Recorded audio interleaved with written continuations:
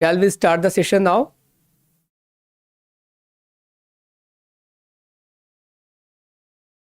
Ready, okay then, चलो फिर, बहुत अच्छी बात है। ठीक है गाइस, तो देखो सबसे पहले हम जो पढ़ने वाले हैं क्लासरूम कम्युनिकेशन, और ये फिगर देखकर बचपन की बातें याद आ गई नहीं? मैं भी ना ऐसा महसूस करता हूँ कि काश हमारा स्ट्रक्चर भी वैसा होता, आप लोग बिल्कुल मेरे समक्ष बैठे हुए होते, है ना, और मैं आप लोगों को देख पाता। ओके, बट मैं विजुलाइज कर रहा हूँ, आप लोग काफ़ी खूबसूरत खूबसूरत से हो गए, सुंदर सुंदर से, है ना। मतलब कि मैं ऐसा विजुलाइज कर रहा हूँ, हर एक इंसान अपने आप में खूबसूरत होता है गाइस, जैसे हर एक नंबर अपने आप में 100% होती है, चाहे वो 1 हो, 2 हो, 3 हो, फर्क नहीं पड़ता, हर एक नंबर की अपने जगह पे इंपॉर्टेंस होती है। उदाहरण के तौर पे एक जो है, अगर आप फर्स्ट सेकंड थर्ड में देखोगे तो एक की अपनी एक इंपॉर्टेंस है कि भैया मैं तो नंबर 1 हूँ, लेकिन अगर आप करेंसी के तौर पे बात करोगे तो 1 रुपये से ज़्यादा होता है 2 रुपये। ओके, यानी कि हर एक नंबर की अपनी जगह अपनी एक इंपॉर्टेंस होती है। ठीक है, सिमिलर फैशन में आप लोग में से हर एक व्यक्ति की अपनी इंपॉर्टेंस है, कोई किसी से कम नहीं है। ठीक है, और कोई किसी से ज़्यादा भी नहीं है, ज़्यादा समझना भी नहीं चाहिए, क्योंकि हमने सीखा है हमें ईगोइस्ट नहीं रहना है, बल्कि हमें पॉजिटिव अप्रोच रखनी है, पॉजिटिव एटीट्यूड रखनी है। ओके, तो आज हम जो स्ट्रक्चर पढ़ने वाले हैं वो पढ़ने वाले हैं क्या? Classroom communication. और ठीक इस तरीके से ही हम क्लासरूम में पढ़ाई किया करते थे। ओके, अब देखो ये सेक्शन इतना इंपॉर्टेंट है क्यों, और इस पर सवाल इतने ज़्यादा पूछे क्यों जा रहे हैं? क्योंकि काफ़ी आसान सा भी है, बट स्टिल कुछ क्वेश्चंस ट्रिकी पूछ लिए जाते हैं, जो कि आज आपके सेशन में देखने वाले हो, है ना। तो ध्यान देंगे सबसे पहले। अब देखिए meaning of classroom communication. Classroom communication का मतलब है क्या? Communication within the classroom is important in order for students to learn effectively and should be put in place from an early stage of learning. अब देखो आज तो हम आ गए यहाँ पे, ठीक है। आज जो आप हमारे साथ जुड़े हो guys, we are the student of masters. या तो हम मास्टर्स परस्यू कर रहे हैं या तो हम मास्टर्स कंप्लीट कर चुके हैं। बात समझ में आ गई? तो हम जिस मोड ऑफ कम्युनिकेशन के साथ जुड़े हुए हैं वो ऑनलाइन प्लेटफॉर्म है, हम डिजिटली एक दूसरे से क्या है, कनेक्टेड है। बट क्या आप सोचिए अगर हम बचपन में होते, है ना, नन्हे से, छोटे मोटे से, प्यारे प्यारे से, है ना, अब बात समझो, और उस समय हमारे हाथों में कोई मोबाइल पकड़ा देता, ठीक है, हमारे सामने कोई लैपटॉप रख देता, तो क्या हम इसी तरीके से कम्युनिकेट कर पाते, इफेक्टिवली लर्न कर पाते? यानी कि शुरुआती दिनों में एक फिजिकल क्लासरूम का होना बहुत ज़्यादा इंपॉर्टेंट है, ताकि आप हर एक पहलू को सीख सको, जान सको। बात समझ में आ रही है? ये वाले सेक्शन है। ओके, शेयर कर दिया है मैंने। Okay, good evening Reshma, good evening. Okay guys, अब एक बात को समझिए, यानी कि शुरुआती दिनों में हमारे लिए फिजिकल क्लास की इंपॉर्टेंस होती है, और मैं तो मानता हूँ शायद आज भी जो है वो फिजिकल क्लास की इंपॉर्टेंस रहती है। ओके, अब ध्यान दीजिए, classroom communication exist in 3 categories. Classroom communication 3 categories में बटा हुआ है, ठीक है। पहला क्या है, वर्बल, दूसरा है नॉन वर्बल, तीसरा है क्या, रिटन कम्युनिकेशन। ओके, बात समझ में आ गई? तो क्लासरूम कम्युनिकेशन ये भी एक क्लासरूम कम्युनिकेशन ही है, बट आज का एरा बदल चुका है, बहुत सारी चीज़ें धीरे धीरे चेंज हो रही है, एडवांस्ड हो रही है ना। पहले हम फिजिकली अटेंड किया करते थे, बट ये इनोवेशन का देन है, टेक्नोलॉजी की देन है कि आप दुनिया के किसी भी कोने में हो, देश के किसी कोने में भी हो, बट डिजिटली हम सेम प्लेटफॉर्म पे सब लोग साथ में हैं। ओके, हम लोग साथ में इंटरेक्ट कर पा रहे हैं, कम्युनिकेट कर पा रहे हैं। अब ध्यान दीजिए यहाँ पे, वर्बल कम्युनिकेशन क्या होता है भाई? क्योंकि हमने क्या देखा, क्लासरूम कम्युनिकेशन में आपको 3 तरह के कम्युनिकेशन देखने को मिलते हैं। पहला क्या है, वर्बल कम्युनिकेशन, यानी कि हम अपने भाषा के आदान प्रदान कर रहे होते हैं ना, बोलकर, लिखकर, वो तमाम तरह के सेक्शन जो हम बचपन में पढ़ा करते थे। तो जब मान लीजिए वर्बली कर रहे होते हैं, बात कम्युनिकेट करने की कोशिश कर रहे होते हैं साउंड के तौर पे, तो वो क्या हो जाता है, verbal communication. It refers to sending और receiving a message through sounds and language. भाषा के आधार पे, आवाज से हम क्या कर रहे होते हैं, आपस में कम्युनिकेट कर रहे होते हैं। Teachers can address one student the whole classroom through verbal communication.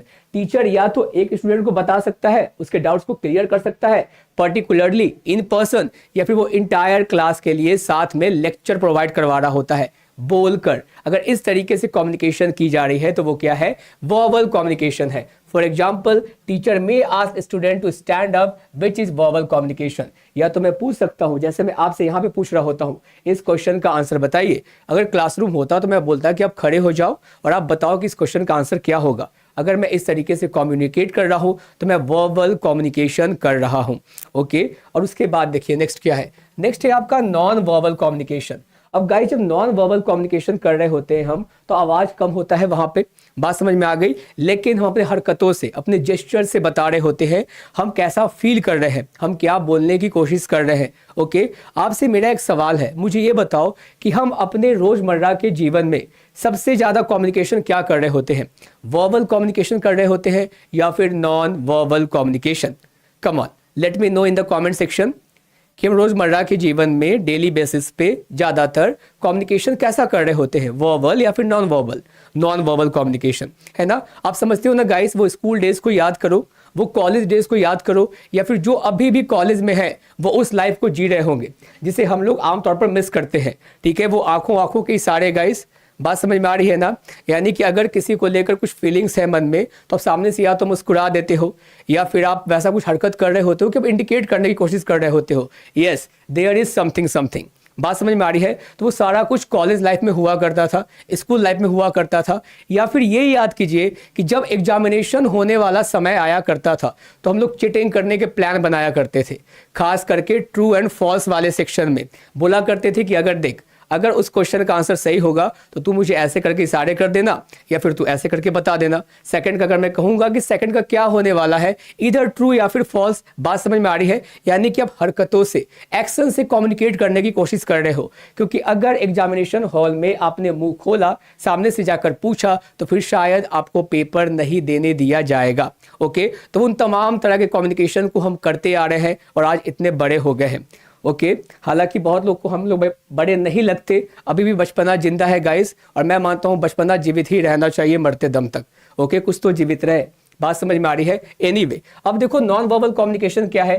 To communicating without words through body language, यानी बॉडी लैंग्वेज की मदद से। बात समझ में आ गई। आप लोग मुझे बुलाना चाहोगे कि सर हमारी शादी होने वाली है, आप आओगे ना? बिल्कुल से मैं बोलूंगा देखूंगा, मैं बोल रहा हूँ कि सोचूंगा, या फिर मैं क्या कर रहा हूँ अपने शोल्डर को झटक रहा हूँ इस तरीके से। ओके, तो आप इंडिकेट कर सकते हो कि सर शायद उतने श्योर नहीं थे, है ना। उनके आव भाव से लगाना कि शायद उनको कुछ काम हो या फिर वो आएंगे नहीं आएंगे, वो चांसेस बहुत कम लग रही है, क्योंकि बॉडी लैंग्वेज से मैं बताने की कोशिश कर रहा हूँ। बात समझ में आ गई गाइस। ये वाले कंडीशंस है तो हम आमतौर पर ऐसा कम्युनिकेशन कर रहे होते हैं। बट अब शादी कर कर देखो, सर जरूर आएंगे, ठीक है, इन्वाइट जरूर करना, है ना। अब देखो जेस्चर्स होता है, फेशियल एक्सप्रेशंस होते हैं। ओके, अगर मान लो कि मैंने किसी की तारीफ कर दी, उसके चेहरे बिल्कुल क्या हो जाते हैं, लाल लाल से हो जाते हैं। ओके, वो ब्लश कर रहा है, आप ऐसा बोलते हो। तो वो तमाम तरह की चीजें आप एक्शन और रिएक्शन इंसान के बॉडी लैंग्वेज पे देख सकते हो, फेशियल एक्सप्रेशन से समझ सकते हो। वो तमाम तरह के सेक्शंस क्या होते हैं? Non verbal communication. और स्कूल लाइफ में भी तो वही होता था ना कि भाई देख, तुझे देखकर मुस्कुरा रही है। जब ऐसा बोला जाता था दोस्तों को, तो दोस्त भी मुस्कुराने लगता था, वो ब्लश करने लगता था। यानी कि वो कम्युनिकेट करने की नीड नहीं है, वो चेहरे से ही पता चल जाता है, आव भाव से ही पता चल जाता है। ओके, वो तमाम तरह की चीजें क्या है? नॉन वर्बल कम्युनिकेशन है। उसके बाद देखिए रिटन कम्युनिकेशन। बात समझ में आ गई। यानी कि लिख कर आप अपने विचारों को पहुंचा रहे होते हो दूसरे तक। ओके, तो वो क्या है? Written communication. Information through writing. For example, a teacher may arrange a written assignment for the student to test their knowledge or present lecture slides or notes for complicated information। यानी कि जैसे मैं किस तरीके से परोस रहा हूँ आपको इन्फॉर्मेशन, मैं लिख कर परोस रहा हूँ, मैं उसे ही इंटरप्रेट करने की कोशिश कर रहा हूँ, इस जानकारी को मुझे आप तक पहुँचानी है, बट ये रिटन कम्युनिकेशन के फॉर्म में है। ठीक है, मैं आपको वैसे असाइनमेंट भी दे सकता हूँ, मैं ग्रुप में शेयर कर सकता हूँ पर्टिकुलर MCQs, यानी कि मैं MCQ चेक करना चाहता हूँ कि आप सॉल्व कर पा रहे हो या फिर नहीं कर पा रहे हो। अल्टीमेटली हम जब वैसे कम्युनिकेट कर रहे हैं तो वो रिटन कम्युनिकेशन हो जाता है। ओके, ये सारे सेक्शन हमें स्कूल लाइफ में भी देखने को मिलते हैं, और मैं इसीलिए स्कूल के दिनों में चला गया हूं गाइस, ताकि क्लासरूम कम्युनिकेशन आमतौर पे हमारी शुरुआत बचपन से ही हो जाती है, और वहां पे हमने फिजिकल क्लासरूम को ही एक्सपीरियंस किया है, ना कि वर्चुअल क्लासरूम को, इस तरह के क्लासरूम को। ओके, इस बात को ध्यान रखेंगे। आगे देखिए नेक्स्ट क्या है। अब देखो कभी कभी आपके एग्जामिनेशंस में मैंने देखा है कुछ सी पर्टिकुलर पर्सनालिटी के बारे में पूछ लिए जाते हैं, और आपने इस क्वेश्चन को भी देखा होगा। ये ना एक टॉपिक भी है, और आपके लिए एग्जामिनेशन में ये पर्टिकुलर क्वेश्चन भी था, आपको अरेंज करने थे according to Cool and Chain. Guys, जिसने भी प्रीवियस ईयर क्वेश्चन सॉल्व किया होगा उसको कहीं ना कहीं सवाल भी देखने को मिले होंगे, और ये पर्टिकुलर टॉपिक है। तो मैंने क्या बोला, हर एक टारगेटेड सेक्शन को मैंने कोशिश की है कि अपने स्लाइड्स में इंट्रोड्यूस करूं, ताकि आप बिल्कुल टारगेट ओरिएंटेड प्रिपरेशन करो। ओके, अब देखो यहाँ पे a typical process of classroom communication and communication in general as well includes the following 5 distinct stages. अगर आपसे पूछ लिया जाए according to Call and Chain के अकॉर्डिंग वो 5 स्टेजेस कौन है जिसके थ्रू हम कम्युनिकेट कर पाते हैं, और उसकी कभी कभी सही क्रोनोलॉजिकल क्रम के बारे में भी पूछ लिया जाता है, और आपको क्रोनोलॉजिकल क्रम में सजाना होता है, जो कि एनटीए का मोस्ट फेवरेट सेक्शन है। क्रोनोलॉजिकल क्रम में सजाइए। तो देखो पहला स्टेप क्या है, आप पहले मैसेज को फॉर्मुलेट करते हो। दूसरा क्या है, मैसेज को आप इनकोड कर रहे होते हो। थर्ड क्या है, मैसेज ट्रांसमिट होगा किसी ना किसी चैनल के थ्रू। फोर्थ क्या है, मैसेज डिकोड किया जाएगा, उसका इंटरप्रिटेशन होगा रिसीवर के थ्रू। बात समझ में आ रही है। और अगला क्या है, रिसीवर आपको क्या देगा, फीडबैक देगा, इवैल्यूएशन होगी उसके बाद में। बात समझ में आ रही है। तो ये सारे क्या है, स्टेजेस है। कॉल एंड चैन बोल लीजिए, या फिर आमतौर पर भी ऐसा ही कम्युनिकेशन हमें देखने को मिलता है इन जनरल। ओके अब देखो नेक्स्ट क्या है guys, using technology in the classroom communication. आपने देखा है ना ये सवाल, अगर क्लासरूम कम्युनिकेशन में इंटीग्रेशन कर दी जाए इन तमाम तरह की चीज़ों का तो क्या हो जाएगा, और ऐसे सवाल हमने रिसेंट वे में किए भी हैं। अगर कम्युनिकेशन को इंटीग्रेट कर दिया जाए हायर एजुकेशन के साथ में तो हमें उसके क्या क्या प्रभाव देखने को मिल सकते हैं। आप मुझे ये बताओ, ऐसे क्वेश्चन हमने किए हैं या फिर नहीं किए हैं। ऐसे सवाल पूछे गए ना हमसे कि अगर कम्युनिकेशन को, इफेक्टिव कम्युनिकेशन को इंटीग्रेट कर दिया जाता है हायर एजुकेशन के साथ में तो हमें किस तरह का प्रभाव उसका देखने को मिलेगा अपने इफेक्टिव कम्युनिकेशन में। ओके तो आप मुझे ये बताओ, ये सेक्शन देखने को मिलते हैं ना गाइस। ओके संजना अभी ये क्वेश्चन नहीं है, आपने बी चॉइस भी कर लिया। ओके मैं ये बता रहा हूँ, ये सारे ना आधार है, बेसिस है। Okay this is not a particular question, और अभी हमने क्वेश्चन स्टार्ट भी नहीं किया है, ठीक है। सो कोई बात नहीं है। संजना बहुत हरी में कि सर जल्दी से क्वेश्चन करवाओ, ठीक है। तो वो धीरे धीरे थोड़ा आगे बढ़ते हैं, क्वेश्चन आपको ही सॉल्व करना है गाइस। ओके तो अब देखो मैं बस पूछ रहा हूँ, हम इस तरह के टॉपिक को एनटीए ना अब टारगेट करती है, इसीलिए हमें उसकी क्लैरिटी पहले लेनी है। ओके यस सर सॉरी, कोई बात नहीं है। तो ध्यान कहाँ है संजना, आप कुछ ज़्यादा याद कर रहे हो क्या स्कूल के दिनों को? तो गाइस उसमें खो मत जाना, मैंने बस कुछ चीज़ों को याद करवाने की कोशिश की है जो कि हम क्लासरूम कम्युनिकेशन पढ़ रहे हैं, तो क्लासरूम के कुछ बीती बातों को याद कर भी ले। इसके कारण होता क्या है पता है, आप ना जाने कितने भी थके हुए क्यों ना हो मेरी तरह, ओके, बट कुछ बचपन की अच्छी यादें याद आ जाती है ना जब, तो चेहरे पे मुस्कुराहट आ जाती है। ओके तो फिर आप इफेक्टिवली काम कर पाते हो। तो ये मेरे पर्सनल सेल्फिश मोटिव से था, तो उस ख्याल से थोड़ा सा बाहर आ जाइए। ओके अब ध्यान देते हैं यहाँ पे, using technology in the classroom communication. अगर हम टेक्नोलॉजी का इस्तेमाल करें क्लासरूम कम्युनिकेशन में तो क्या होगा, technology provides access to information and helps in establishing contacts with teachers and students located at different location. और गाइस ये हमारी बात कर रहा है, पता है क्या, यानी कि टीचर अदर लोकेशन पे है, उसके स्टूडेंट्स अदर लोकेशंस पे है, बट स्टिल वो टेक्नोलॉजी की मदद से साथ में इंटरेक्ट कर पा रहे हैं। और हम आ गए ना वापस से क्लासरूम कम्युनिकेशन से आ गए इस पर्टिकुलर प्लेटफॉर्म पे जिसके थ्रू अभी हम कनेक्टेड है। तो और कैसे कैसे कनेक्टेड हो सकते हैं, आप देखिए OHP या फिर ओवर द हेड प्रोजेक्टर। आपने प्रोजेक्टर देखा होगा ना गाइस, एक छोटी सी मशीन चल रही होती है डीवीडी टाइप की, और सामने वाइट पर्दा होता है, उसके ऊपर वो रिफ्लेक्शन हो रहा होता है, वो सारी पिक्चर चल रही होती है। उदाहरण के तौर पे जब आप थिएटर जाते हो मूवी देखने के लिए तो आप वहाँ पे भी तो वैसा ही कुछ एक्सपीरियंस कर रहे होते हो, वाइट स्क्रीन होती है बिल्कुल, वहाँ पे हम मूवी देख रहे होते हैं। ओके तो इस तरीके से हम क्या कर सकते हैं, कम्युनिकेट कर सकते हैं। टेक्नोलॉजी का वैसे क्या हो सकता है, इंटरवेंशन हो सकता है। उसके बाद क्या है, ऑडियो एंड वीडियो रिसोर्सेज। आप जो वीडियो मूवीज देख रहे होते हो, लेक्चर्स देख रहे होते हो, जहाँ पे ऑडियो वीडियो दोनों एक्सपीरियंस करने को मिल रहा होता है। ओके और अगला क्या है आपका, कंप्यूटर टेक्नोलॉजी। और ये सारा कुछ किससे कनेक्टेड है, मेरे सामने खुद भी एक कंप्यूटर की मॉनिटर रखी है। ओके जिसके थ्रू हम क्या कर रहे होते हैं, एक दूसरे से अलाइंड हो रहे होते हैं, कनेक्टेड हो रहे होते हैं। तो टेक्नोलॉजी इस तरीके से क्लासरूम कम्युनिकेशन को इनहेंस करती है। ठीक है आगे देखिए, नेक्स्ट क्या है, modes of interaction in classroom communication. किस किस तरह के कम्युनिकेशन हो सकते हैं, आप यहाँ पे देखोगे अलग अलग फिगर है, और इस मूवी को भी सबने देखा होगा, तारे जमीन पर वाला कंडीशन है ना गाइस। ये ईशान है ना, जो कि एक समय में क्या होता है, बिल्कुल मेरी तरह होता है, उसको बोलना नहीं आ रहा होता ढंग से, या फिर उसे चीज़ें समझ में नहीं आ रही होती है, फिर ओवर द टाइम क्या कर जाता है, वो ग्रो कर जाता है, जैसे हम और आप ग्रो करने की कोशिश कर रहे होते हैं। ओके उसके बाद तो ये टॉपर भी निकल कर आता है ना। तो हर इंसान ना शुरुआत में एक बिगनर ही होता है, ओवर द टाइम वो खुद को इंप्रूव करता है। ठीक है जैसे कि देखिए मैं इसके ऊपर एक क्वेश्चन को बताता हूं, आपसे कम्युनिकेशन वाले सेक्शन में एक सवाल पूछे जाते हैं, जो इफेक्टिवली कम्युनिकेट करने की जो चीजें होती है, ठीक है, वो इंसान जन्म से ही सीख कर आता है। ये बात सही है या फिर गलत है, मुझे ये बताओ। It is a born nature, है ना, मुझे ये बताइए, ये गिफ्टेड होता है इंसान के साथ में।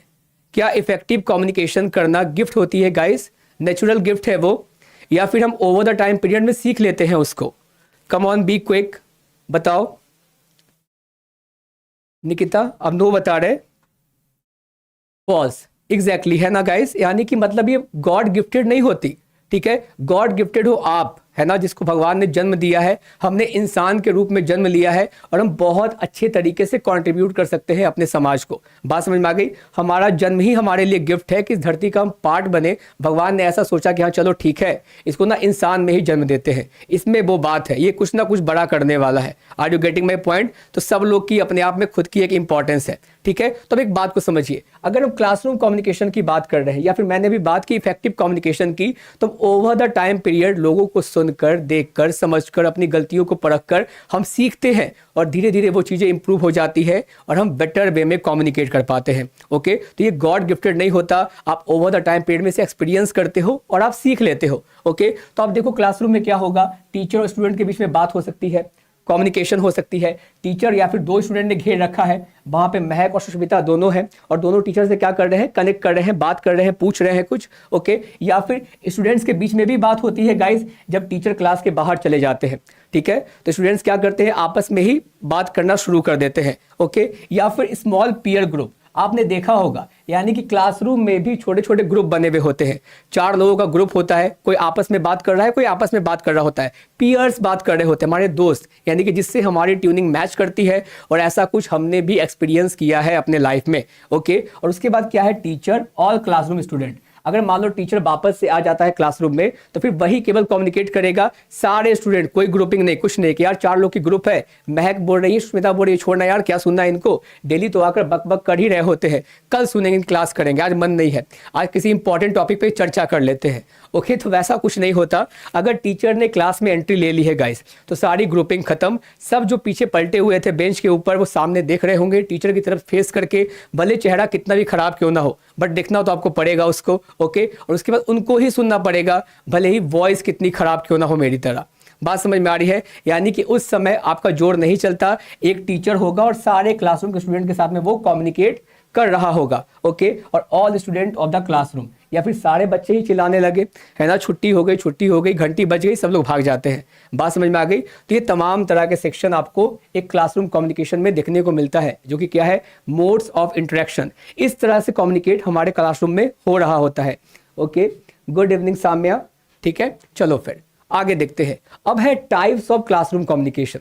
क्लासरूम के कितने टाइप्स होते हैं? तो पहला देखो क्या है, कोलैबोरेटिव लर्निंग इंटरेक्शन, यानी कोलैब करना, साथ में मिलकर आना, किसी पर्टिकुलर टॉपिक के ऊपर बात करना, वो कोलैबोरेटिव हो गई। हम कोलैबोरेशन करने वाले हैं, साथ में कोलैबोरेट करेंगे। आजकल क्या होता है ना, आपने देखा होगा, आप लोग अगर इंस्टाग्राम चलाते हो तो बहुत बड़े बड़े इन्फ्लुएंसर्स आ गए हैं, ठीक है, जिनके कुछ फॉलोअर्स हो जाते हैं, उसके बाद वो क्या करते हैं कि आप मेरे साथ कोलैबोरेट कर लो, साथ में बैठ कर ना रील्स बनाने वाले हैं। आपने देखा है गाइस, वो इवन अपने प्रोफाइल पे भी लिखते हैं, contact us for the collaboration. Okay, they all are influencers, they all are legends, और पता नहीं वो क्या इन्फ्लुएंस कर रहे हैं, वो तो आप लोग बता पाओगे। बात समझ में आ गई गाइस, है ना? तो वो क्या करते हैं, कोलैब करने की बात कर रहे होते हैं, साथ में आकर मिलकर काम करने की बात कर रहे होते हैं, कम्युनिकेट करने की बात कर रहे होते हैं। ओके, आगे देखिए, नेक्स्ट क्या है, डिस्कशन एंड डिबेट, या फिर ये भी हो सकता है कि आज हमारा कोई पर्पस हो, हमें किसी न किसी पर्टिकुलर टॉपिक ऊपर डिस्कशन करना है, इसीलिए साथ में आना है। ओके, उसके बाद क्या है, इंटरेक्टिव सेशन इंटरेक्शन, यानी कि आपस में आज हम एक दूसरे के बारे में जानने वाले हैं, उसके पॉइंट ऑफ व्यू के बारे में जानने वाले हैं, अगला इंसान क्या सोचता है इस पर्टिकुलर टॉपिक को लेकर, उसके राय के बारे में जानने वाले हैं। बात समझ में आ रही है? तो वो क्या हो सकती है, इंटरेक्शन के पर्पज से भी हम कम्युनिकेट कर पा रहे होते हैं। कन्वर्सेशन विद लर्नर्स इंटरेक्शन, यानी कि मान लो कि हम बात करेंगे, अगर हमने अपने लर्नर से इंटरेक्शन करना है, जैसे कि आप लोग क्या हो, आईएफएस प्लेटफॉर्म के लर्नर्स हो, और कल को हमें मौका मिलेगा, सारे लोग रिजल्ट लेकर आ रहे हैं, तो हम पर्सनली आएंगे, आपसे इंटरव्यू कंडक्ट करेंगे, सारे लर्नर से हम पर्सन में इन पर्सन इंटरेक्ट करने वाले हैं, आपके सारे एक्सपीरियंस के बारे में हम जानकारी प्राप्त करने की कोशिश करेंगे। कैसी रही आपकी जर्नी, आपने जब शुरुआत की थी इस पर्टिकुलर एग्जामिनेशन की, और आज जब आप क्वालिफाई कर चुके हो तो आपको कैसा महसूस हो रहा है। और गाइस मैं माइक लेकर आऊंगा इसी तरीके से। ओके, आगे देखो, नेक्स्ट क्या है, लाउड रीडिंग इंटरेक्शन, यानी कि हमें क्लासरूम में बोला जाता था ना कि बेंच पे खड़े हो जाओ या फिर बुक को रीड करो पर्टिकुलरली, है ना, और सारे शब्दों के मतलब को समझाओ, ये सेंटेंस क्या कहने की कोशिश कर रही है। ओके, तो इस तरीके से भी हम क्या कर रहे होते हैं, कम्युनिकेशन, स्टोरी टेलिंग इंटरेक्शन, मैं अपने बारे में कुछ बता रहा हूँ, आपको समझा रहा हूँ, उसके बेसिस पे आप सवाल कर रहे हो मुझसे कि सर ऐसा कब हुआ था, ऐसा क्या हुआ था। बात समझ में आ रही है? तो मेरी एक स्टोरी टेलिंग चल रही है और उसके अगेंस्ट में आप मुझसे क्वेश्चंस पूछ रहे हो, जिसे मैं डिफेंड करने की कोशिश कर रहा हूँ, है ना। उसके बाद क्या है, रोल प्ले इंटरेक्शन, या फिर मैं रोल प्ले करके दिखा रहा हूँ, ठीक है। मान लो कि मुझे किसी के बारे में बताना हो तो मैं बताऊंगा कि गांधी जी देखो एक लाठी लेकर चला करते थे, लाठी लेकर उन्होंने अंग्रेजों को भगा दिया। बात समझ में आ गई, यानी कि मैं उनकी तरह रोल प्ले करने की कोशिश कर रहा हूँ। उनका मतलब मैं बोल सकता हूँ ना कि उनके जूतों में पैर डालकर आपको समझाने की कोशिश कर रहा हूँ कि मैंने कितना संघर्ष किया है देश को आज़ाद करवा पाने में। ओके, मैं रोल प्लेइंग करने की कोशिश कर रहा हूँ। और नेक्स्ट क्या है, क्या, सोलिलोक्वियस इंटरेक्शन। और मुझे ना लास्ट पॉइंट पे आकर ही रुकना था, ठीक है। अब मुझे कोई बताएगा इसका मतलब क्या है, soliloquies interaction. Anyone knows about it? Come on let me know. वो दिन भी क्या दिन थे। हाँ एग्जैक्टली शिवानी। सर प्लीज़ ये बता दे पीएचडी एंट्रांस में मिनिमम मार्क्स कितना चाहिए क्वालिफाई करने के लिए? दैट डिपेंड्स ना साम्या, आप कहाँ का फॉर्म डाले हो मुझे ये बताओ। आपने किस कॉलेज का फॉर्म फिलअप किया है बताइए, आपने किस कॉलेज का फॉर्म फिलअप किया है? और बाकी लोग मुझे ये बताओ इसका मतलब क्या होता है। ओके, मिप्रू का, ओके ओके, आई थिंक ये राजस्थान वाला कुछ है ना section, correct me if I am wrong, वो राजस्थान वाला कुछ है ना। Okay, Bareilly, okay okay. तो इसके एंट्रांस के बारे में मैं देखता हूँ साम्या, मुझे तो एग्जैक्ट आइडिया नहीं है। आपने नेट क्वालिफाई कर लिया है क्या? वरना आप एग्जेम्प्टेड होते, क्योंकि नेट क्वालिफाइड स्टूडेंट एग्जेम्प्टेड होते हैं। ओके, और नहीं किया तो फिर एंट्रांस देना पड़ेगा। और फिर मुझे लगता है ना गाइस कि वो ओवरऑल मैं मान कर चलूँ तो 60 मार्क्स के होते हैं ना शायद किसी किसी कॉलेजेस में। आई am not pretty sure about it, मुझे देखना पड़ेगा इसके बारे में। हर कॉलेज का पैटर्न अलग होता है तेरा। ओके, नहीं सर, ओके ओके ओके, कोई बात नहीं है। तो मैं फिर आपको बताता हूँ इसके बारे में। राजस्थान नहीं है ना तो मुझे चेक करना पड़ेगा। पर्टिकुलरली ना बहुत सारे एग्जामिनेशंस हो रहे होते हैं, तो नेट के बारे में तो खैर पता है, बट पर्टिकुलर किस कॉलेज में क्या सेक्शन चल रहा है उसके बारे में जानकारी फिलहाल नहीं है मेरे पास में, ठीक है। नरेशन, इंटरेक्ट बाय प्ले और स्पीच। ओके, यानी कि गाइस देखो ये ना एक तरीके से ना आप कह सकते हो कि इंट्रा पर्सनल कम्युनिकेशन होता है। इंट्रा पर्सनल कम्युनिकेशन कहने का मतलब कि जब आप खुद से बात कर रहे हो, और यहाँ पे भी आप अपने बचपन के दिनों को याद कर सकते हो, जैसे कि मैं तो बिल्कुल याद कर सकता हूँ।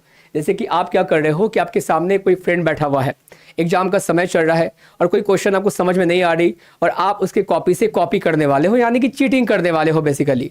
बात समझ में आ रही है ना गाइस, चीटिंग करने वाले हो। और अचानक से होता क्या है, टीचर की नज़र आपके ऊपर पड़ जाती है, टीचर की नज़र आपके ऊपर पड़ जाती है। तो गाइस आप कैसे एक्टिंग करते थे इस तरीके से करके, है ना। यानी कि मैं तो कुछ सोच रहा था, मतलब कि ये होना चाहिए, आप प्रिटेंड करने की कोशिश कर रहे हो, लेकिन आप खुद से बात कर रहे हो कि हाँ मैंने ये सोचा था, इस क्वेश्चन का आंसर ये होना चाहिए, फलाना ढिमकाना जो भी, यानी कि आप एक्टिंग कर रहे हो गाइस, है ना। हम बचपन से ही गुड एक्टर्स होते हैं, हमें एक्टिंग करनी आती है, बशर्ते टीचर का ध्यान जैसे ही हटा हम वापस से अपने रोल में आ जाते हैं। ओके, ये सारा कुछ हमने किया है। तो वैसे कुछ जो हरकतें हैं ना, आप खुद से बात करने लगते हो, खुद में सोचने लगते हो, आप प्रिटेंड करने की कोशिश कर रहे हो कि मैं तो खुद में सोच रहा हूँ, मैं ये आंसर लिखने वाला हूँ। और उस समय गाइस आपसे ज़्यादा सीरियस स्टूडेंट कोई नहीं होता है, ठीक है। आपसे ज़्यादा सीरियस स्टूडेंट जिसने रात भर पढ़ाई करके आई हो एग्जामिनेशन में, वैसा कोई दिखेगा ही नहीं।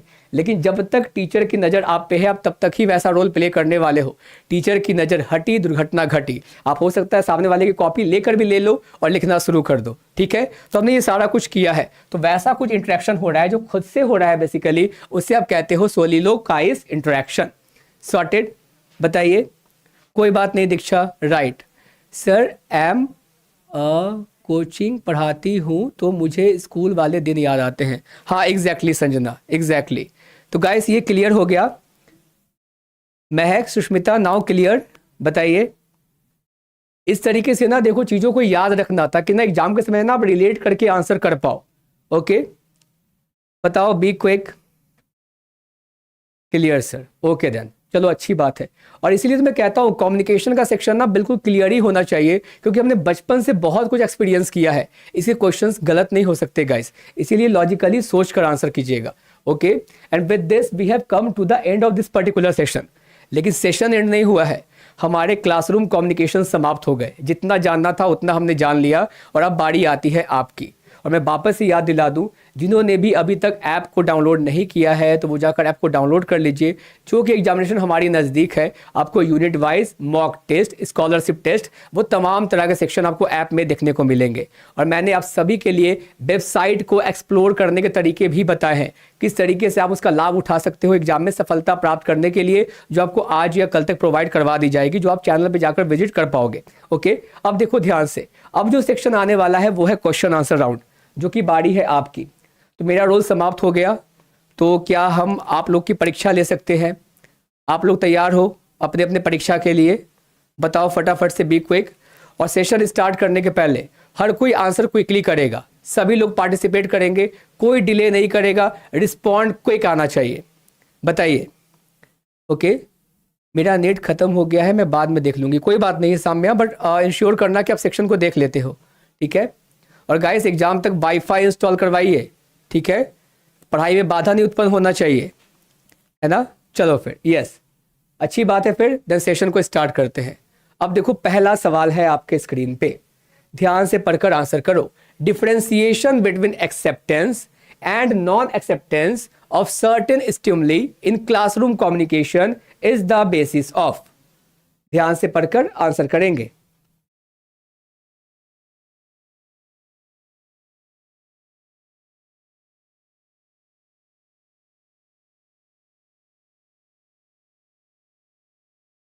रेशमा, मुक्ता, come on everyone, be quick.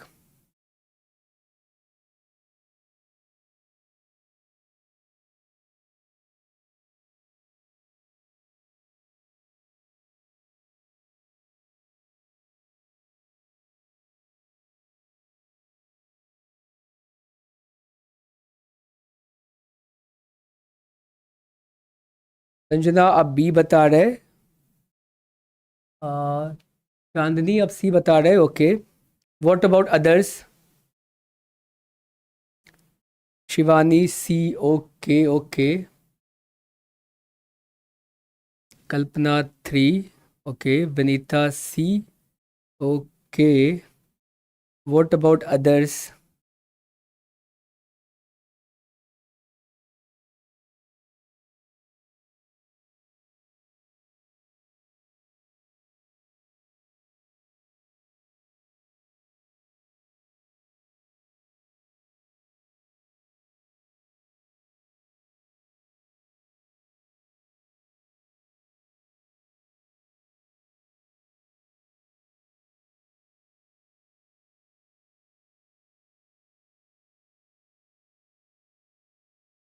Sushmita अब सी बता रहे, ओके।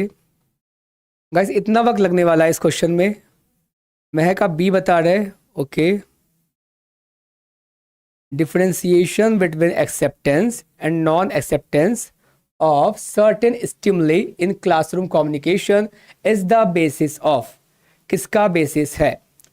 कक्षा संचार में कुछ उत्तेजनाओं की स्वीकृति और गैर स्वीकृति के बीच में अंतर का आधार क्या है? ठीक है, प्रदर्शन की चयनात्मक अपेक्षा, सहकर्मी समूहों के लिए चयनात्मक संबद्धता, चयनात्मक ध्यान या फिर चयनात्मक नैतिकता। अभी तक सभी के आंसर नहीं आए हैं। What about others? Diksha, what you think of it? Reshma, what you think of it? Mukta, come on be quick, बताइए। देखो, and the correct answer for this particular question is option number C. Okay, C is the correct answer. Guys देखो, selective यानी कि selective expectation नहीं हो सकता। आपने किसी से पर्टिकुलर अपेक्षा बांध रखी है। ओके, ये नहीं होता डिफरेंशिएशन का आधार कि आप किसी तथ्य को एक्सेप्ट करने वाले हो, नहीं करने वाले। Okay, selective affiliation of peer groups यानी कि पर्टिकुलर पीयर ग्रुप्स की सेलेक्टिव अटेंशन आप देने वाले हो, है ना। तो ये भी सेक्शन नहीं हो सकते। ओके, सेलेक्टिव मोरालिटी यानी कि नैतिकता, भैया किसी की नैतिकता कुछ और कह सकती है, किसी की नैतिकता कुछ और हो सकती है, तो सेलेक्टिव नैतिकता भी नहीं हो सकती। बट अगर डिफरेंशिएशन करना है बेसिकली गाइस, तो सेलेक्टिव अटेंशन, इसका मतलब क्या है बेसिकली? वो कहते हैं ना कि तुझ पे फोकस करके पूरे दुनिया को ब्लर कर दिया। बात समझ में आ रही है? यानी कि थोड़ी फिल्मी हो गई बेसिकली, बट एक बात को समझिए, यानी कि आप एक पर्टिकुलर टाइम पीरियड में उसी इंसान पे, उसी लेक्चर पे, उसी पर्टिकुलर चीज़ पे, उसी सीनरी पे ध्यान केंद्रित करके रखना चाहते हो। आप उसके अलावा किसी और चीज़ को देखना नहीं चाहते, सुनना नहीं चाहते, एक्सपीरियंस नहीं करना चाहते। बात समझ में आ गई? तो आप क्या एक्सेप्ट करने वाले हो एक पर्टिकुलर टाइम पीरियड में, यानी कि सर्टेन चीज़ों को लेकर एक्सेप्टेंस, स्टिमुली, कोई भी हरकतें, कुछ भी, एनीथिंग। और या फिर आप क्या नहीं एक्सेप्ट करने वाले हो, वो बेसिस बनता है किसका? आपके सेलेक्टिव अटेंशन का। सॉर्टेड। अभी आप इसी लेक्चर पे ध्यान केंद्रित करके रखना चाहते हैं, भले ही बैकग्राउंड में कुछ भी चल रहा हो, ठीक है, हमें फर्क नहीं पड़ता, हम अटेंटिव है इसी पर्टिकुलर चीज को लेकर, यानी कि इसे हम एक्सेप्ट करने वाले हैं, अगले लोग एक्सेप्ट नहीं करने वाले, नॉन एक्सेप्टेंस। सॉर्टेड? बताओ। Sorted? Mahak, Sanjana, everyone, come on, be quick. ये वही पूछ रहा था ना सवाल, डिफरेंशिएशन बिटवीन एक्सेप्टेंस जो एक्सेप्ट करने वाले हैं, नॉन एक्सेप्टेंस जो एक्सेप्ट नहीं करने वाले हैं, ऑफ सर्टेन स्टिमुली, जो भी चीजें चल रही होगी in the classroom communication, classroom communication में। यानी कि आप चुपके चुपके एक ही शख्स को देखते रहना चाहते हो, भले न जाने कितने ही चेहरे क्यों ना बैठे हो वहां पे। ओके, यानी कि आपका फोकस केवल एक पर्टिकुलर को लेकर है। बात समझ में आ गई? तो आप क्या एक्सेप्ट कर रहे हो, बाकी को तो आप नेग्लेक्ट ही कर रहे हो ना गाइस। नॉन एक्सेप्टेंस का मतलब क्या है? यानी कि आप निगलेक्ट कर रहे हो, फोकस केवल आपका एक पर्टिकुलर के ऊपर है। Okay, this is the case over here, है ना, इस बात को ध्यान रखेंगे। Good evening Abhijit. ओके, चलो फिर आगे देखो अगला सवाल। उसके पहले मैंने ना यहाँ पे दे दिया है सॉल्यूशन, तो आप फर्दर इसे रीड कर पाओगे, ठीक है। चलिए अगला सवाल है यहाँ पे, assertion classroom communication is a transactional process. Classroom communication जो है वो ट्रांजेक्शनल प्रोसेस है।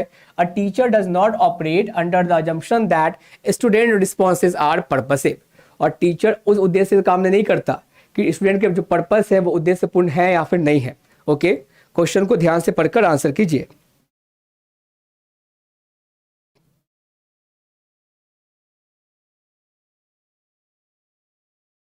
चांदनी अब डी बता रहे। ओके ओके,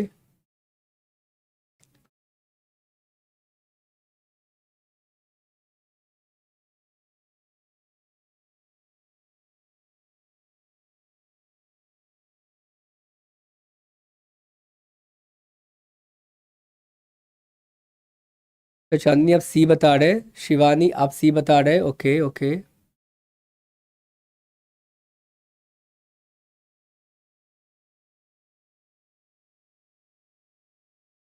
विनीता सी, दीक्षा सी। ओके,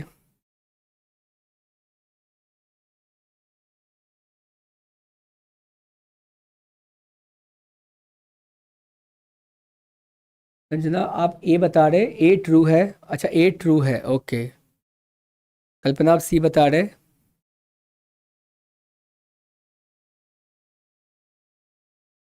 संजना सी, निकिता आप ए बता रहे। ओके,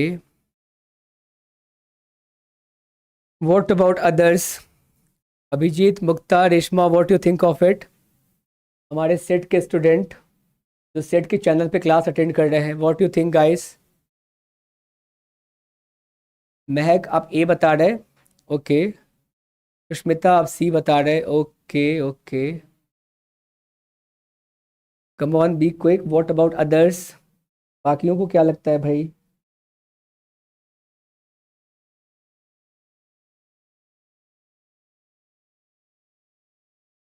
देखिए फिर answer, and the correct answer for this particular question is option number C. ठीक है, ए करेक्ट है, आर फॉल्स है। देखो ए में पहले क्या बताया गया, classroom communication is a transactional process.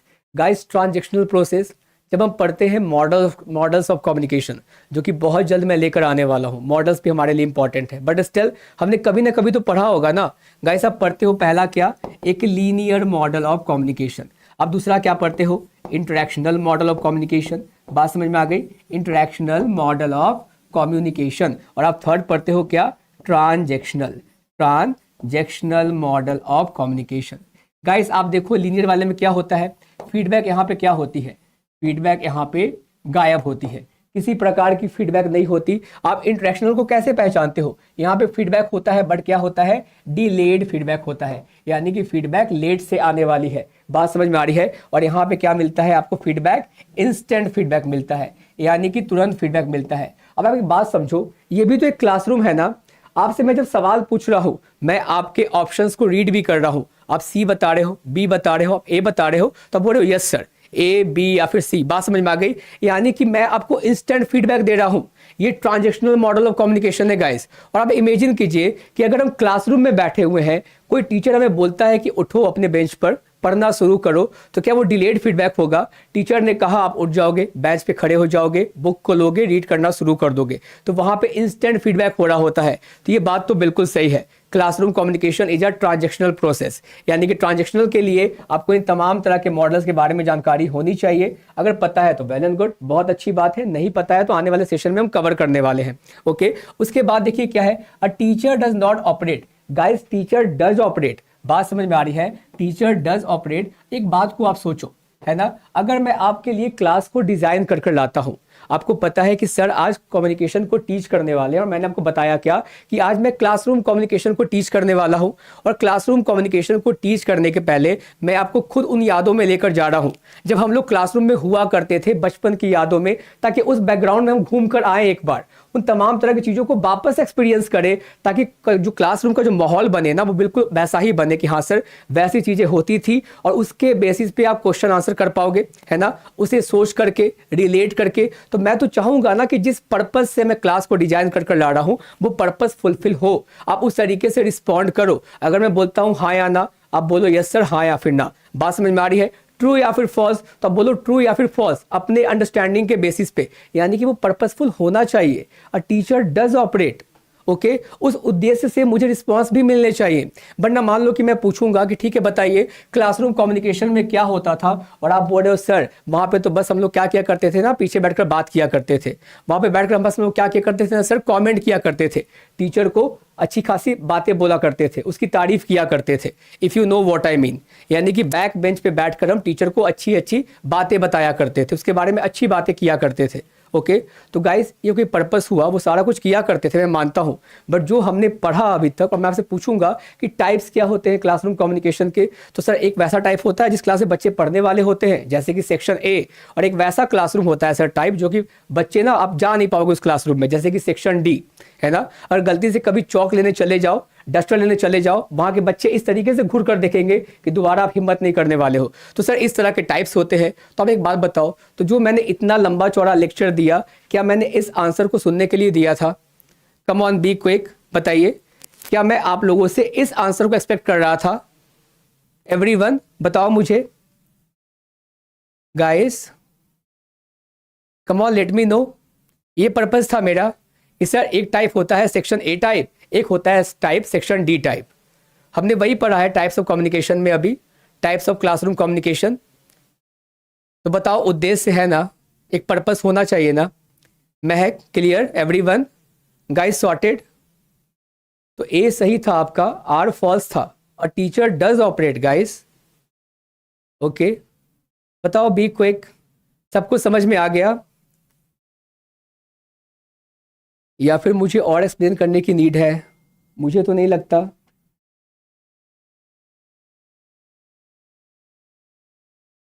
Okay, yes, okay then, चलो फिर बहुत अच्छी बात है, yes all clear. Okay then, देखो मैंने यहाँ पे वैसे ना फीड कर दिया है, हिंदी इंग्लिश दोनों में है, आप इसको रीड कर पाओगे। आगे देखो नेक्स्ट क्या है, the classroom communication should essentially be. Classroom communication कैसा होना चाहिए? कंट्राइब्ड होनी चाहिए यानी कि काल्पनिक, एम्पैथेटिक होना चाहिए यानी कि सहानुभूतिपूर्ण, या फिर एब्स्ट्रैक्ट होना चाहिए, बिल्कुल सारांश में समराइजेशन में होना जाना चाहिए क्लासरूम कम्युनिकेशन, या फिर नॉन डिस्क्रिप्टिव यानी कि गैर वर्णनात्मक, है ना, वैसा कुछ। What should be the correct answer?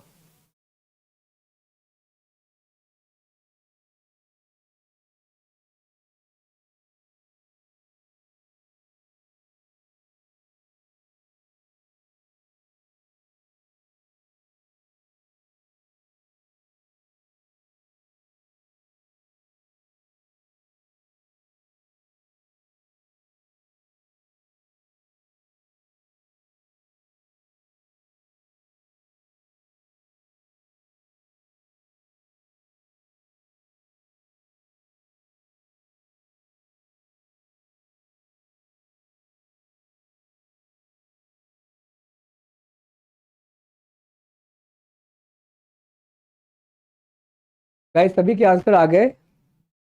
चांदनी आप बी बता रहे हैं, Kalpana 2, Nikita B, Shivani B, Vinita, Diksha, Sanjana, Sanjana Chauhan B. Okay, what about others? बाकियों को क्या लगता है भाई?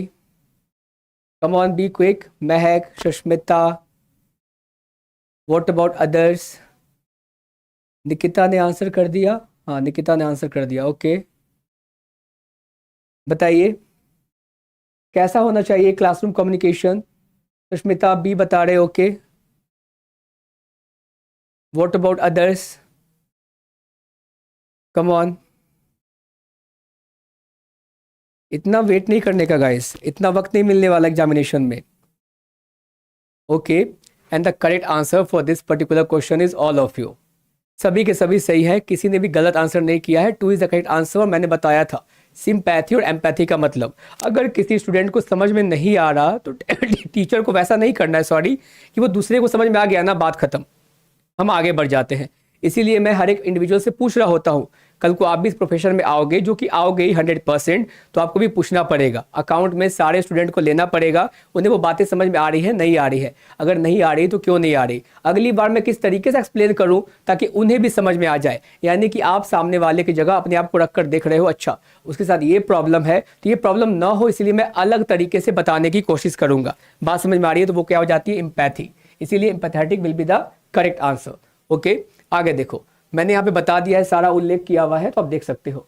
ओके, अगला सवाल है, positive classroom communication leads to. अगर पॉजिटिव क्लासरूम कम्युनिकेशन हो रही है, वो पॉजिटिव है, तो वो क्या करेगी गाइस? कोरेशन करेगी, जबरदस्ती, सबमिशन करेगी, टकराव होंगे, या फिर persuasion. Okay, come on be quick, be again. Okay, okay, submission. Okay, ठीक है गाइस,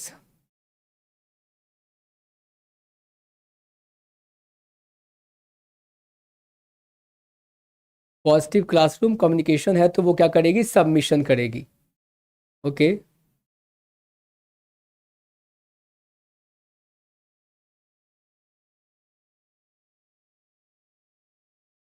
सबको पता है ना सारे शब्दों के मायने? मैं बस पूछ रहा हूँ, बाकी भाई आपकी बात है ना? आपके मार्क्स आपके हाथ।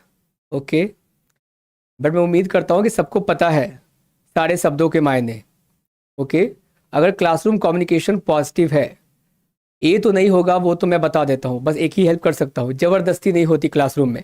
मैं अगर बोलूँगा तुम समझ गए ना, तुम समझ गए ना, ओके, इस तरीके से करके, तो मेरे इस तरीके से रिएक्ट करने की वजह से थोड़ी ही आप समझ जाओगे। तो ज़बरदस्ती तो नहीं होती, वरना वो तो नेगेटिव हो जाएगी क्लासरूम कम्युनिकेशन। तो मैं बस इतना बता सकता हूँ, ठीक है? कॉन्फ्लिक्ट भी नहीं होगा, चलो, टकराव नहीं होने चाहिए कि सर आपने ऐसा कैसे बोल दिया, मैं बोलूँगा मैं तो ऐसा ही बोलने वाला हूँ। टीचर और स्टूडेंट लड़ रहे हैं, और अगर मैंने मान लो कि गलती से भी आज के समय में, अगर मैं फिजिकल क्लासरूम में हूँ, मैंने किसी स्टूडेंट को एक चमाट लगा भी दिया गुस्से से, या फिर एक स्टिक लगा भी दी, वो पता है क्या बोलेगा? बाहर तो निकलोगे ही ना सर, छुट्टी तो होगी ही। ओके, तो ये वाले कंडीशन है, तो कॉन्फ्लिक्ट तो होने नहीं वाले हैं भाई, ठीक है? उसके बाद आगे देख लेते हैं क्या है। चलो, मैंने 2 बता दिया, मुझे परसुएशन के बारे में नहीं पता, और मैं सबमिशन के बारे में आपने पता नहीं क्या सोचा, मुझे नहीं पता, ठीक है? यानी कि जो मैं बोल रहा हूँ अल्टीमेटली आप हाँ में हामी मिला रहे हो। और मेरे क्लास में गाइस अधिकतर बार मैं गलत ही होता हूँ ना, मैं गलत ही बोलता हूँ, और फिर मैं आपसे पूछता हूँ correct me if I am wrong, आप मुझे सही करो अगर मैं गलत हूँ तो। ओके, और मैंने जो जो बोला आपने उन तमाम चीज़ों को एक्सेप्ट कर लिया, आप सबमिट कर रहे हो कि हाँ सर, बात समझ में आ गई? ठीक है, जो भी है सही है, बात समझ में आ गई? तो वो क्या है? सबमिशन, सबमिट हो गई। जैसे हमारी कॉपी सबमिट हो जाती थी होमवर्क करने के बाद, याद है ना वो बचपन के दिन, हम लोग सबसे अपनी कॉपी को नीचे रखा करते थे, मैं तो रखा करता था, भैया नंबर लेट से आए मेरा, ताकि मैं लेट से मार खाऊं, ठीक है? और जो टॉपर्स होते थे, पढ़ाकू होते थे, उनकी कॉपी सबसे ऊपर रहा करती थी, और मैं जाकर सबसे नीचे रखा करता था, ठीक है? बात समझ में आ रही है? ठीक है, सबमिशन वैसा कुछ करके गाइस। देखो, परसुएशन का मतलब ये होता है कि आप इन्फ्लुएंस कर पाते हो। मान लीजिए कि आपको किसी टॉपिक को लेकर क्लैरिटी नहीं थी, मैं इस तरीके से आपको वो बातें समझाऊं कि आप दूसरों को भी आप समझा पा रहे हो। बात समझ में आ गई? यानी कि मैं आपको इन्फ्लुएंस कर पा रहा हूँ, ठीक है? वो क्या है? परसुएशन। यानी कि क्लैरिटी अब इतने अच्छे तरीके से हो चुकी है कि आप दूसरे के डाउट्स को भी क्लियर कर पा रहे हो। That is the case with persuasion. और कम्युनिकेशन में मुझे एक ही बात अच्छी लगती है कि आपको यहाँ पे थोड़ा सा वोकैबुलरी पे ध्यान देना पड़ेगा। वोकैब हमारी अच्छी हो जाती है, बेहतर हो जाती है पढ़ते पढ़ते, इसीलिए that would be the case. Persuasion, ना कि सबमिशन, ना कि कोरेशन, ना कि आपका क्या है, कॉन्फ्लिक्ट है, कन्फ्रंटेशन है। ओके, हो गया गाइस। जेबा प्रवीण सर, आपका जेआरएफ में कितना मार्क्स आया है? ओके, मेरा जेआरएफ 4 मार्क्स से चूक गया है। ठीक है, बिना प्रिपरेशन के गाइस, हमने मास्टर्स के दौरान ये क्वालिफाई किया था। मेरी इंटरव्यू है क्या? आप लोग प्रिपरेशन कर रहे होते हो ना?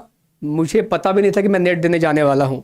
ठीक है, मुझे बस पता था कि इकोनॉमिक्स के एग्जाम देने जाने वाला हूँ, and I qualified and at that time. और उसके बाद से मैं टीचिंग में था भी नहीं, I was doing something else. तो मुझे अभी नहीं पता है कि मैं टीचिंग में हूँ और मैं कैसा कर रहा हूँ। Okay, so that is the case, है ना। और जेआरएफ के लिए मैं बता देता हूँ, ठीक है, जो कि हमें हमारे कॉलेज लाइफ में पेपर 1 पढ़ना नहीं होता, तो हमें उसके बारे में कोई आइडिया भी नहीं थी पेपर 1 भी कुछ होता है। मैं तो बस इकोनॉमिक्स का स्टूडेंट रहा हूँ, हम चारों दोस्त जो जिन्होंने क्वालिफाई किया था उस समय, है ना, तो बस इकोनॉमिक्स के बेसिस पे हमारा क्वालिफाई हुआ था। और फिर अगर मान लो कि पेपर 1 के कुछ क्वेश्चन सही हो जाते, जो कि अवेयरनेस होती, तो शायद उस समय ना आराम से वो क्या बोलते हैं, मतलब कि ब्लेसिंग इन डिस्गाइज वो कहते हैं ना, वैसा कुछ कि सडनली क्या होता। हाँ, मैं ये कह सकता हूँ जेआरएफ बाई चांस, ओके, या फिर एक्सीडेंटल जेआरएफ, है ना गाइस। ये बहुत अच्छा नाम है। एक मूवी आई थी ना, या फिर एक किताब आई थी, accidental prime minister, Manmohan Singh की, तो मैं कह सकता था एक्सीडेंटल जेआरएफ। ओके गाइस, तो ये वाला केस है। ठीक है,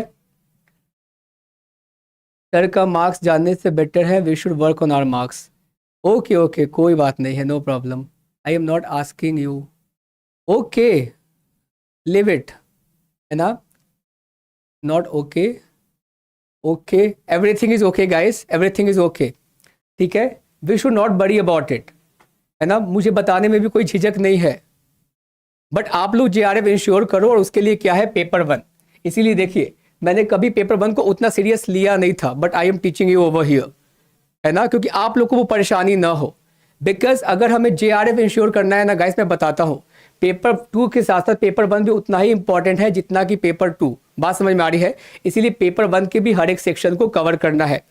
और पेपर 1 तो मैंने स्टार्ट किया है जब मैं आईएफएस का पार्ट बना हूँ। टू बी वेरी ऑनेस्ट, मैं बस समझने की कोशिश कर रहा हूँ कि पेपर 1 है क्या, ताकि मैं आपको बेटर वे में सर्व कर सकूँ।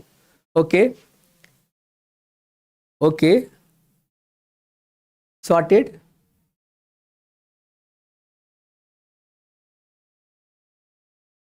हाँ बिल्कुल पूनम, कोई भी सेट एग्जामिनेशन हो पूनम, मैंने कल वाले सेशन में ही क्लियर किया था। चाहे आप सेट को टारगेट कर रहे हो, नेट को टारगेट कर रहे हो, ये सेक्शन कॉमन है और हर जगह काम आने वाले हैं। और ये जो क्लास डिजाइन की जाती है, आप देख रहे हो ना पूनम, देखो यहाँ पे ये क्या लिखा है, यहाँ पे UGC net, set and PSC. तो पीएससी में तो ये सेक्शन नहीं आते गाइस हालांकि, बट जो हमारा पार्ट होता है ना पेपर 2, वो भी पैटर्न बिल्कुल सिमिलर होता है। पीएससी कहने का मतलब कि अभी आप देखोगे आरपीएससी की एग्जामिनेशन होनी है, जो कि असिस्टेंट प्रोफेसर के लिए ही होनी है। ओके, और उसके साथ साथ एमपीपीएससी, बात समझ में आ गई, एमपीपीएससी, ये सारे sections clear, sorted. Okay guys, तो ध्यान रखेंगे, आगे बढ़ते हैं। पॉजिटिव माइंडसेट के साथ क्वेश्चन को सॉल्व कीजिए। ठीक है, कोई बात नहीं है, everything should be clear like our concept. Okay, देखो मैंने यहाँ पे बता दिया है सब चीज के बारे में। अब देखो अगला सवाल है, classroom communication is the basis of. Classroom communication किसका बेसिस है? सोशल आइडेंटिटी का, एक्सटर्नल इम्यूनिटीज का, बायस पैसिविटी, या फिर group aggression? Come on, be quick. मैं पहली बार आई हूँ sir, CSIR net life science में की स्टूडेंट हूँ। ओके, वहाँ पेपर 1 तो कॉमन ही है ना पूनम। बस इंश्योर करें कि अगर हम जेआरएफ के लिए हंट कर रहे हैं ना गाइस, ओके, तो फिर आपके लिए पेपर 1 भी उतना ही इंपॉर्टेंट निकल कर आता है। ठीक है, और जो एलिजिबिलिटी है वो नेट ही है।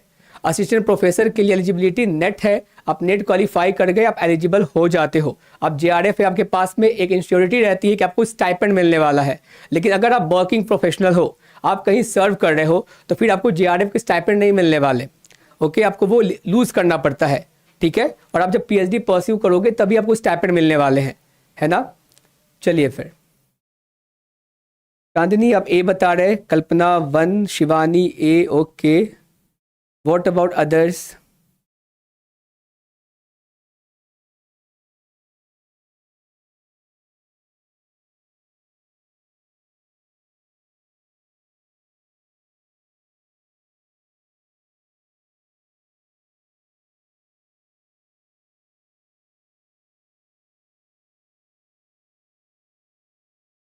जेआरएफ वाले ज़्यादा तेज होते हैं क्या गाइस?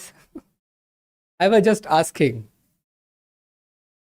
जेआरएफ लाइक जेआरएफ हो जाता है गाइस, नेट भी हो जाता है, वैसे ही जेआरएफ भी हो जाता है।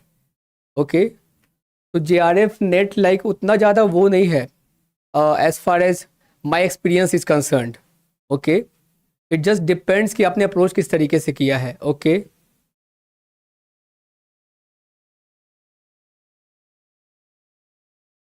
सुष्मिता आप ए बता रहे। What about you Mehak, others? Come on be quick. Jeeva Praveen, what should be the correct answer बताइए। कक्षा संचार का आधार क्या है? और क्लास का ना माहौल बिल्कुल लाइट होना चाहिए, है ना, नॉर्मल सा, कूल सा, कंपोज सा। ठीक है,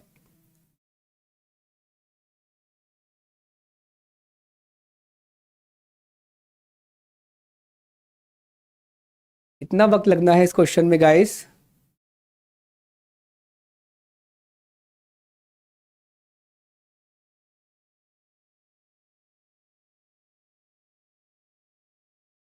देखिए फिर answer, and the correct answer for this particular question is option number ए।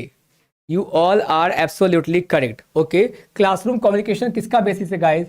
हम समाज में हमारी पहचान कैसे बनती है, ठीक है, एक्सटर्नल नहीं। बात समझ में आ रही है? ना ही ग्रुप, ना ही बायस्ड, यानी कि सोशल आइडेंटिटी, सामाजिक पहचान, वो उसका आधार बनता है। ओके, चलो फिर देखो, मैंने इसके लिए बता दिया यहाँ पे, जो कि आप फर्दर रीड कर पाओगे। अगला सवाल है, ध्यान से देखेंगे फिर आंसर करेंगे। Catharsis can be a positive experience, catharsis can be harmful if it is not expressed in a healthy way. Come on.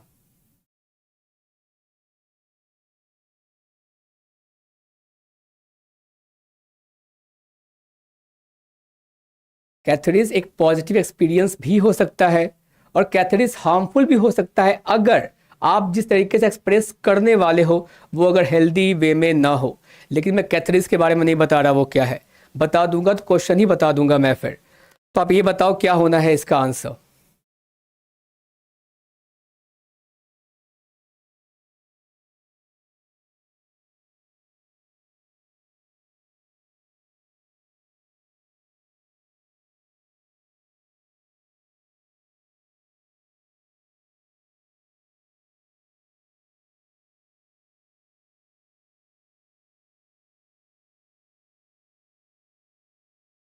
कल्पना आप ए बता रहे, संजना आप ए बता रहे, okay. Nikita A, okay. What about others?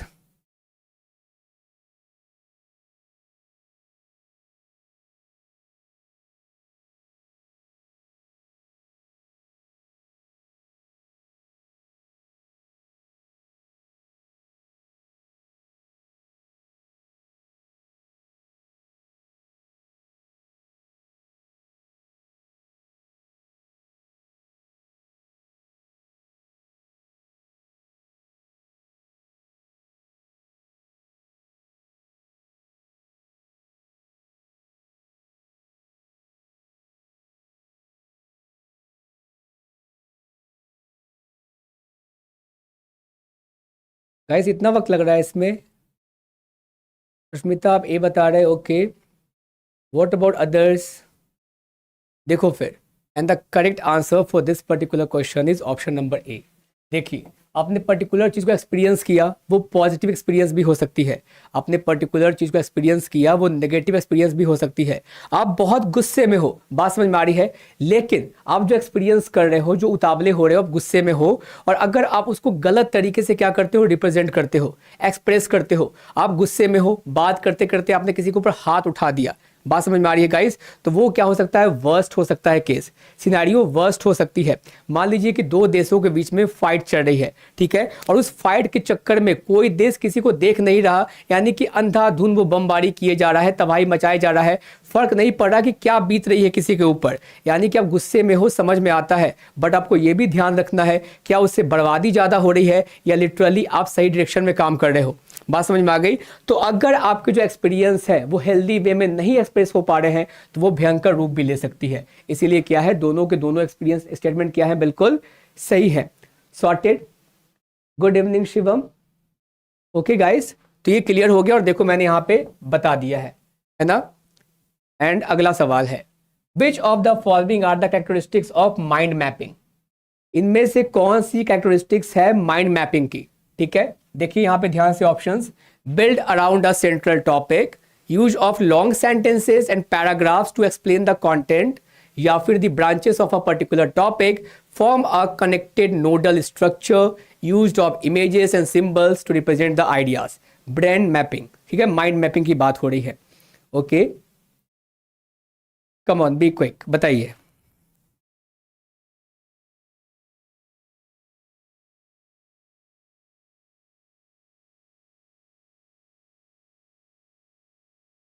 Sahib आप 3 बता रहे, ओके, व्हाट अबाउट अदर्स?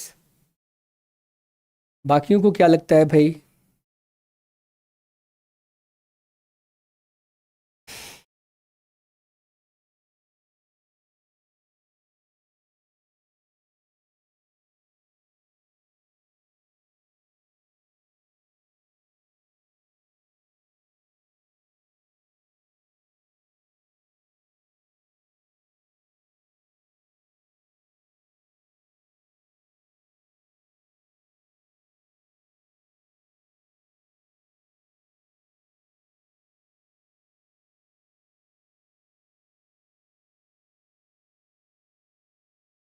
चांदनी आप 3 बता रहे, कल्पना 3, विनीता 3, ओके, संजना आप 3 बता रहे, Shivani, Nikita, Sanjana D, okay, okay, what about others? Come on be quick, what others think of it? What others think of it?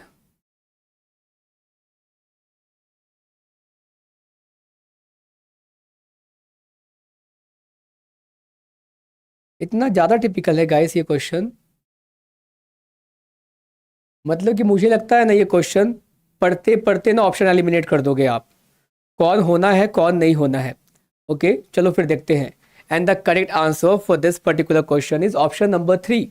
ठीक है, ए वाला सेक्शन क्या है गाइस, अगर मान लीजिए कि आज हम लोग साथ में हैं यहाँ पे डिस्कशन करने के लिए क्लासरूम कम्युनिकेशन के ऊपर, और अगर हमारी बातें व्यर्थ की बातें हो रही है, किसी और चीज़ों में हमारा ध्यान लगा है, कुछ और ही हम सोच रहे हैं, तो हम सेंट्रल टॉपिक से भटक रहे हैं। आप ही बोलोगे सर क्लासरूम कम्युनिकेशन पढ़ने आए हैं ना, आप हमें वो बताओ ना, आप इधर उधर की बातें कर रहे हो। बात समझ में आ गई? तो यानी कि अगर हम माइंड मैपिंग करने वाले हैं, ये इंश्योर करने वाले हैं कि भैया जो भी चीज़ें पढ़ने वाले हैं वो माइंड में बैठ जाए, स्टक कर जाए, उसमें हमें वापस से कभी परेशानी ना हो, तो वो build around a central topic होनी चाहिए। यानी कि क्लासरूम कम्युनिकेशन के अराउंड ही हमें घूमना है, उसे ही क्लियर करने की कोशिश करनी है। तो ये बात तो बिल्कुल सही है।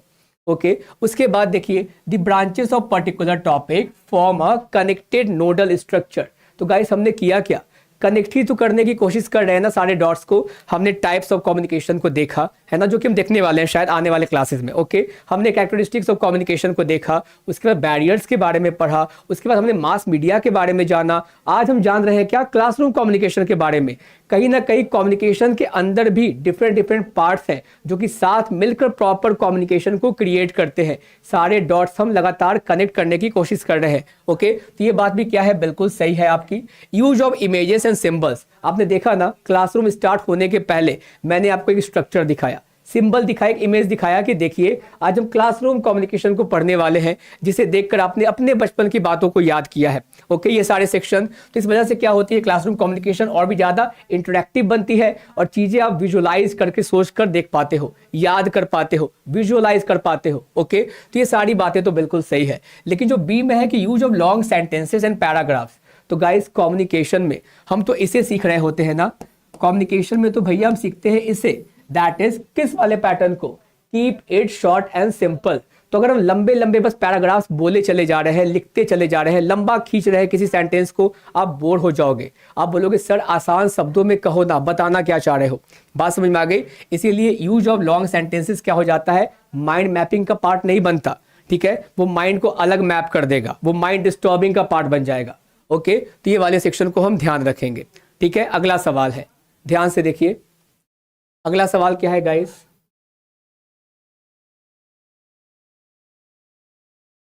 सर प्लीज एक बार मेरा नाम लीजिए, फैज आलम। ले लिया मैंने आपका नाम, फैज आलम। ओके, है ना, काफी अच्छा नाम है आपका वैसे, फैज आलम। मे अल्लाह ब्लेस यू। चलो guys, what others think of it, come on let me no, बताइए क्या होना है इसका आंसर। सुष्मिता आप 3 बता रहे, okay okay. What about others, बाकियों को क्या लगता है भाई।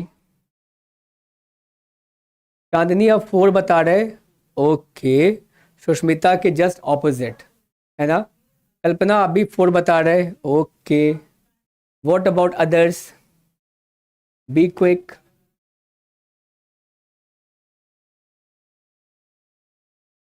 सर ये प्रीवियस क्वेश्चन का आंसर है, प्रीवियस क्वेश्चन, अच्छा वो प्रीवियस क्वेश्चन का आंसर था। ओके, तो इसका बताओ फटाफट से क्या होना है इसका आंसर।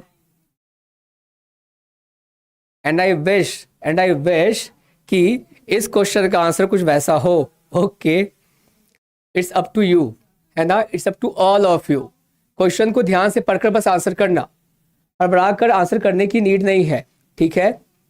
संजना 4 बता रहे, विनीता 4 बता रहे, okay okay.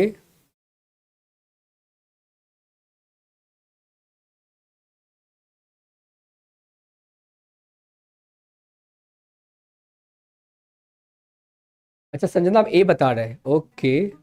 What about others, Nikita 4, okay.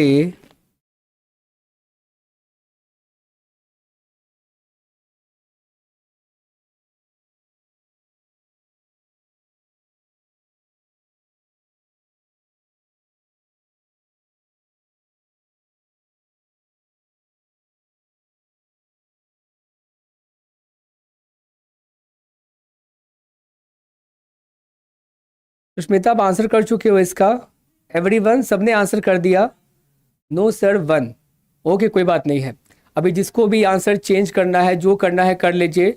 Only 1 minute you have got in your hands, okay. केवल 1 मिनट है गाइस, बताइए, इतना वक्त नहीं लगना चाहिए। शिवानी अब ए बता रहे, ओके ओके। मैं उम्मीद करता हूँ कि आप लोग आराम से पढ़ रहे होंगे, है ना, ध्यान से।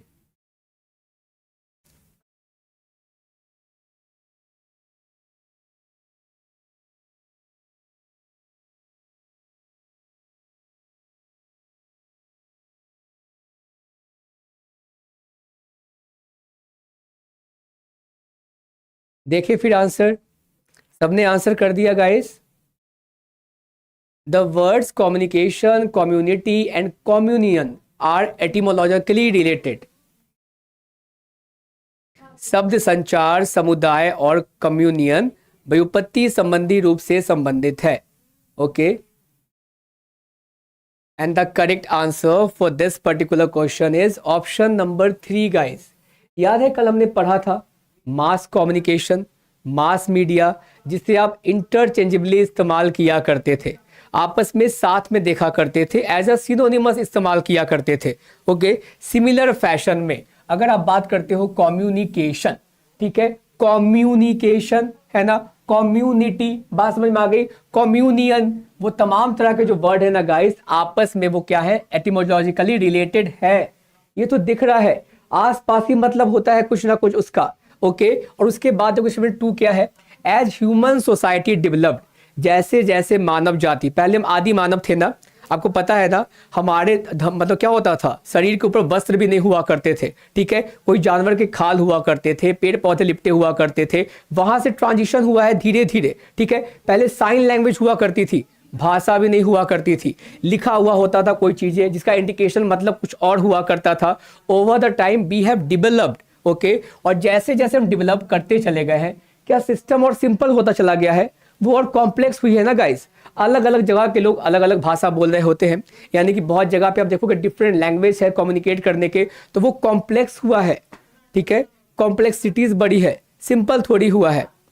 ऐसा थोड़ी है कि वहां पे मतलब कि वो चीज़ आपको देखने को मिल रही थी, हे सिरी, इसका मतलब क्या होने वाला है, hey Google, okay, getting my point. तो वो क्या हुई है, कॉम्प्लेक्स हुई है। इसीलिए स्टेटमेंट 1 क्या है, सही है, स्टेटमेंट 2 क्या है, फॉल्स है। Okay, sorted guys, and with this we have come to the end of the session. Okay, चलो फिर बताओ कैसा रहा सेशन हमारा।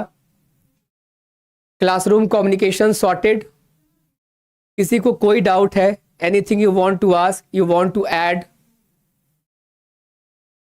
बताइए। तो गाइस मार्क्स कैसे हैं हमारे आज के, कितना क्वेश्चन किया हमने आज और उसमें से कितने मार्क्स हमने स्कोर किए, कम on be quick. Okay Shivani, 2 question wrong हुआ है, कोई बात नहीं है। मार्क्स बताइए कितना क्वेश्चन हमने किया आज और उसमें से कितने क्वेश्चन हमने सही किए हैं, come on be quick. Have we got any topper over here, कोई है आज के सेशन के topper? Nice session sir, thank you thank you. Okay, 5 out of 8। Okay Nikita, very good, thank you so much sir for your amazing teaching sir, very fruitful session, thank you so much for your efforts. Okay Sushmita, thank you. 6 out of 8। Okay Chandni, 6 out of 8, all correct. Okay Sushmita topper है, very good, clap for her. Sanjana 5 out of 8, आज ज़्यादा गलत हुआ sir, कोई बात नहीं है संजना, ठीक है, कभी ऊपर कभी नीचे वो चीज़ें चलती रहती है, इतना हताश होने की बात नहीं है। Thank you so much sir ji, very amazing session. Okay very good Sushmita, Shivani, Kalpana, Vinita, everyone, Chandni, सबको बहुत अच्छा है गाइस परफॉर्मेंस, काफ़ी की तुलना में काफ़ी हम अच्छे भी हैं, ठीक है, इतना सोचना नहीं है।